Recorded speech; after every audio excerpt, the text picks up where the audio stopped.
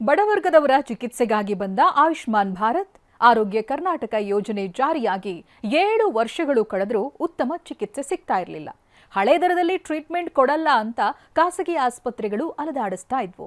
ಆದ್ರೀಗ ಇದಕ್ಕೆಲ್ಲ ಸರ್ಕಾರ ಬ್ರೇಕ್ ಹಾಕ್ತಿದೆ. ಆಯುಷ್ಮಾನ್ ಭಾರತ್ ಆರೋಗ್ಯ ಚಿಕಿತ್ಸೆಗೆ ಪರದಾಟ. ಚಿಕಿತ್ಸಾ ದರಗಳ ಪರಿಷ್ಕರಣೆಗೆ ಮುಂದಾದ ಆರೋಗ್ಯ ಇಲಾಖೆ. ಆಯುಷ್ಮಾನ್ ಭಾರತ್ ಆರೋಗ್ಯ ಕರ್ನಾಟಕ ಯೋಜನೆ ಬಡವರ ಚಿಕಿತ್ಸೆಗಾಗಿ ಜಾರಿಗೆ ಬಂದಿದ್ದ ಯೋಜನೆ. ಆದರೆ ಚಿಕಿತ್ಸೆಗೆ ಹೋದ ಬಡ ಜನ ಪರದಾಡ್ತಾ ಇದ್ರು. ಈ ಯೋಜನೆ ಜಾರಿ ಮಾಡಿ 7 ವರ್ಷ ಕಳೆದ್ರೂ ಸೂಕ್ತ ರೀತಿಯಲ್ಲಿ ಚಿಕಿತ್ಸೆ ಸಿಗ್ತಾ ಇಲ್ಲ. ಚಿಕಿತ್ಸೆಗಾಗಿ ಬಡ ರೋಗಿಗಳು ಆಸ್ಪತ್ರೆಯಿಂದ ಆಸ್ಪತ್ರೆಗೆ ಅಲೆದಾಡಬೇಕಾಗಿದೆ. ಹೀಗಾಗಿ ಆರೋಗ್ಯ ಇಲಾಖೆ ಈಗ ಚಿಕಿತ್ಸಾ ದರಗಳ ಪರಿಷ್ಕರಣೆ ಮಾಡಲು ಮುಂದಾಗಿದೆ.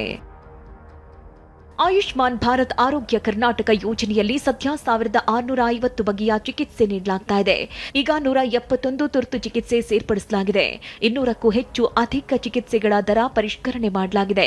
370 ಇದ್ದ ಖಾಸಗಿ ಆಸ್ಪತ್ರೆಗಳ ಸಂಖ್ಯೆಯನ್ನ 600ಕ್ಕೂ ಹೆಚ್ಚು ಆಸ್ಪತ್ರೆಗಳಿಗೆ ವಿಸ್ತರಿಸಲು ಆರೋಗ್ಯ ಇಲಾಖೆ ಮುಂದಾಗಿದೆ. ಇನ್ನು ಹಲವು ಚಿಕಿತ್ಸಾ ವಿಧಾನಗಳನ್ನ ಈ ಯೋಜನೆ ಅಡಿಯಲ್ಲಿ ತಂದಿಲ್ಲ. ಈ ಯೋಜನೆ ಅಡಿ ಕುಟುಂಬದವರಿಗೆ 5 ಲಕ್ಷದವರೆಗೆ ನಗದು ರಹಿತ ಚಿಕಿತ್ಸೆ ಸಿಗ್ತಾ ಇದೆ. ಆದರೆ ಕುಟುಂಬದಲ್ಲಿ ಒಂದೇ ಸಮಯದಲ್ಲಿ ಇಬ್ಬರಿಗಿಂತ ಹೆಚ್ಚಿನವರಿಗೆ ಸಮಸ್ಯೆ ಆದರೆ 5 ಲಕ್ಷದವರೆಗೆ ಮಾತ್ರ ಇದು ಅನ್ವಯವಾಗಲಿದೆ.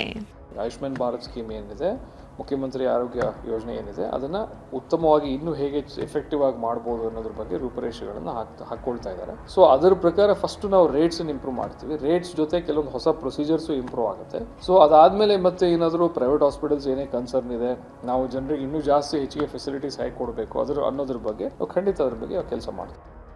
ಚಿಕಿತ್ಸಾ ಪ್ಯಾಕೇಜ್ ದರ ಕೂಡ ಕಡಿಮೆ ಇರೋದ್ರಿಂದ ಖಾಸಗಿ ಆಸ್ಪತ್ರೆಗಳು ಚಿಕಿತ್ಸೆ ನೀಡ್ತಾ ಇಲ್ವಂತೆ.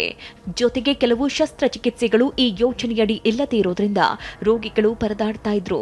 ಸದ್ಯ ಚಿಕಿತ್ಸಾ ದರಗಳ ಪರಿಷ್ಕರಣೆಗೆ ಆರೋಗ್ಯ ಇಲಾಖೆ ಮುಂದಾಗಿದ್ದು, ಇನ್ನಾದ್ರೂ ಬಡವರ ಪಾಲಿಗೆ ಸಂಜೀವಿನಿಯಾಗುತ್ತಾ ನೋಡಬೇಕಾಗಿದೆ. ವಿನಯ್ ಕುಮಾರ್ ಕಾಶ್ಯಪ್ಪನವರ್, TV9 ಬೆಂಗಳೂರು.